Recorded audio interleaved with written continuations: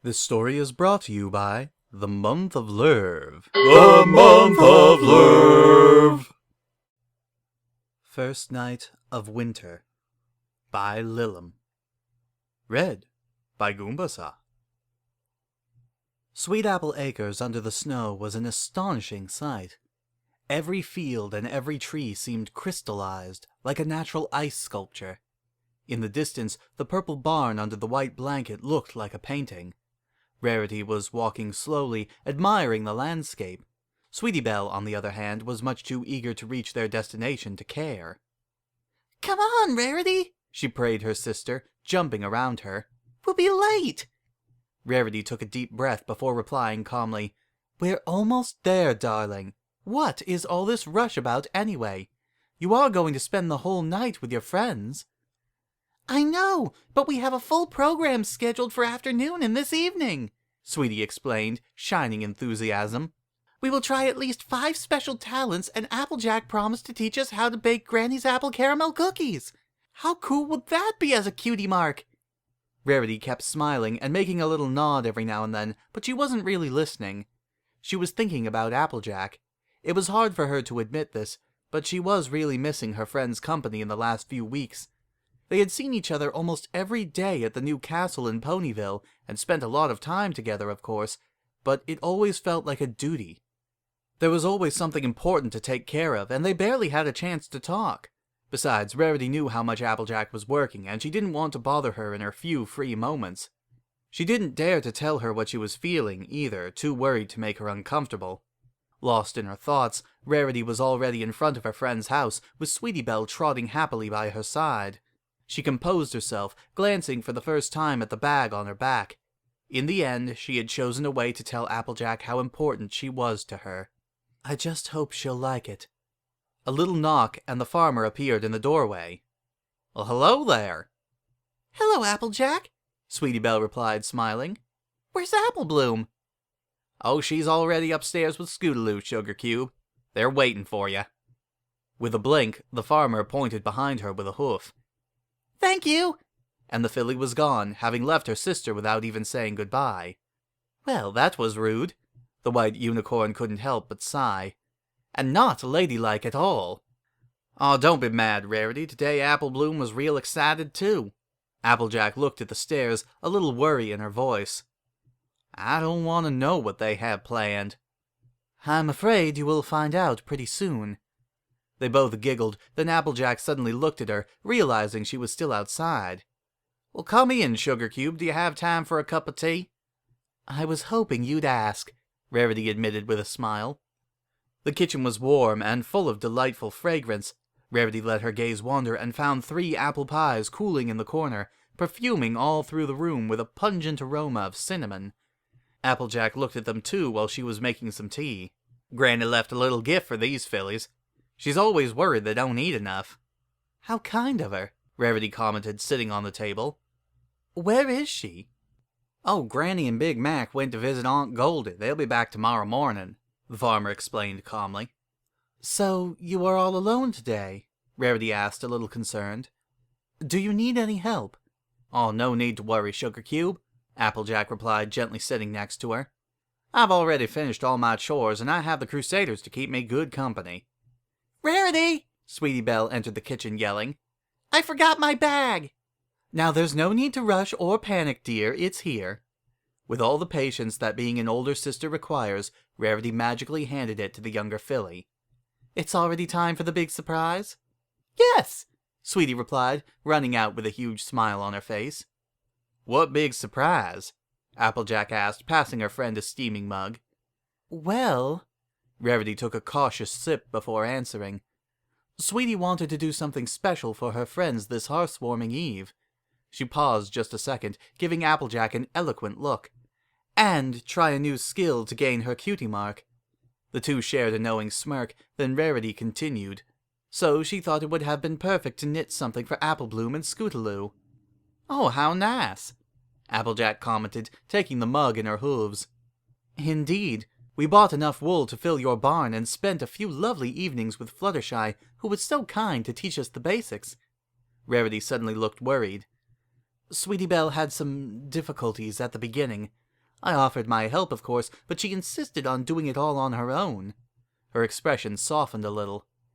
She didn't get any mark, but she sure put a lot of effort into her work. I hope Applebloom and Scootaloo will like their sweaters as much as she loved knitting them.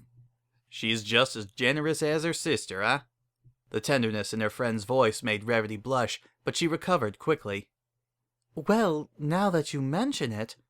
The white unicorn took a small package out of her bag, wrapped in orange paper with big, red ribbons on top.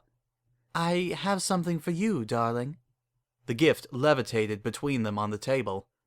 I'm afraid I spoiled the surprise, though. Applejack looked at her with eyes full of concern.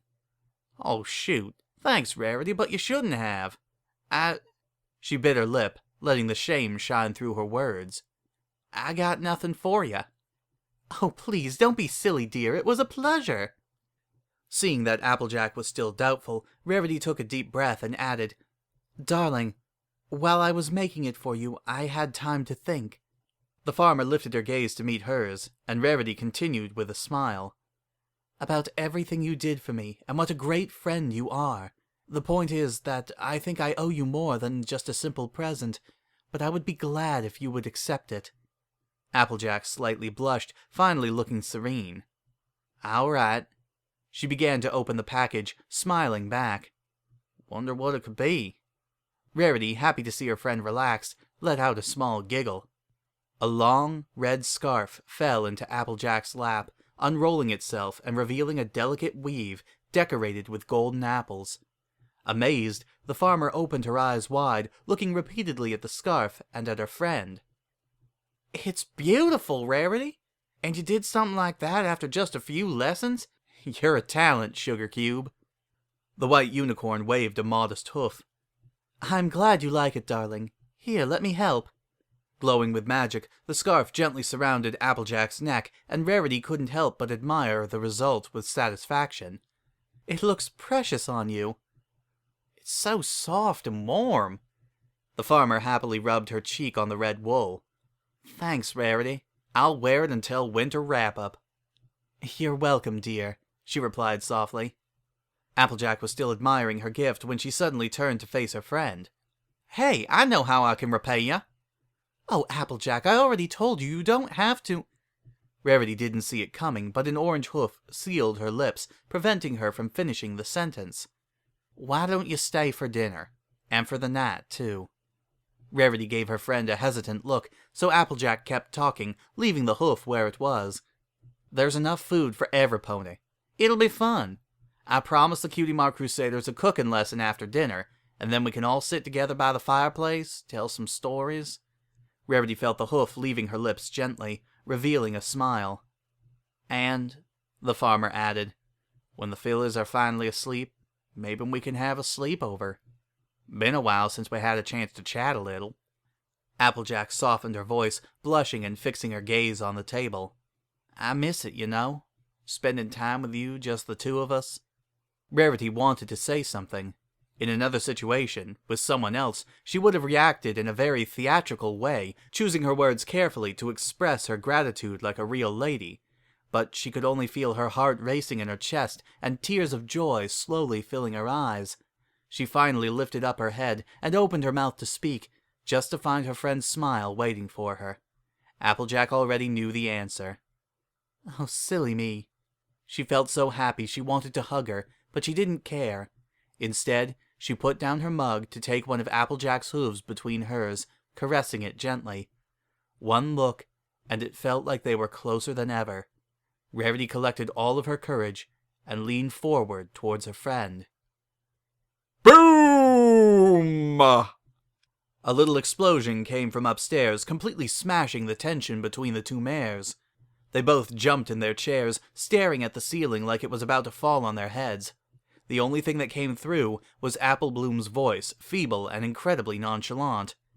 Applejack, could you come here when you have a moment, please?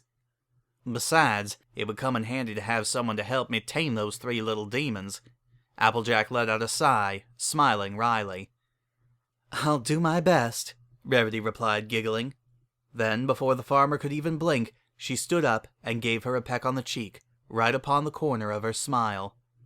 Now I suppose we should really go and check what all that noise was about, she said happily, trotting through the kitchen's door. Are you coming, darling? Her voice was already on its way up the stairs. Right behind you, Applejack whispered to the empty room, still petrified, her face red as the scarf around her neck. The end.